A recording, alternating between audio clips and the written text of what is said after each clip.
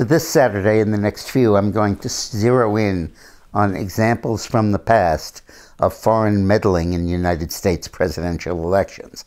I don't believe that Russia and Trump meddled or colluded to meddle. It's possible the Russians meddled, but this is not unprecedented and this is not even atypical.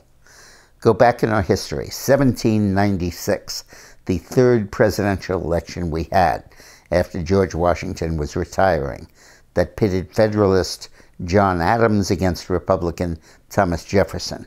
A key issue in the election was the Federalist Party, led by Adams's bias in favor of Britain, and the Republican Party, led by Thomas Jefferson's bias in favor of France. In 1793, right after Washington was reelected, France sent a new ambassador to the United States named Citizen Genet, and he arrived in 1793. And he set about taking captured British warships that the French had captured and had refitted as French warships and were looking to recruit American volunteers to man their crews.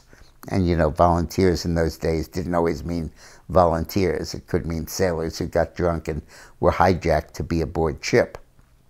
In any case, the Washington administration tolerated this. But Genet, rather than present his credentials to President Washington, waited until Washington was out of town and presented them instead to Secretary of State Thomas Jefferson.